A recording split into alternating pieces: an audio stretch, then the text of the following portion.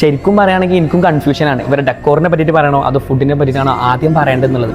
പക്ഷേ എന്താണെങ്കിലും ഫുഡാണ് നമ്മൾ മെയിനായിട്ട് എടുത്ത് പറയാം, കാരണം നമ്മളെ സംഭവം അതാണല്ലോ. ഇവരുടെ അടുത്ത് നിങ്ങൾ ഫുൾ ഇവന്റ് ബുക്ക് ചെയ്യുകയാണെന്നുണ്ടെങ്കിൽ ഇവർ പ്രീമിയം ഡിസൈനിലുള്ള സ്റ്റേജ് ഡെക്കോറിലൊക്കെ ഇവർ 50% ഓഫ് ഇവർ പ്രൊവൈഡ് ചെയ്യേണ്ടത്. സോ നമ്മളെന്നുള്ളത് ഡിയോറിന്റെ ഇവന്റ് പരിചയപ്പെടുന്നുള്ള ഒറ്റ ഉദ്ദേശത്തിലാണ്.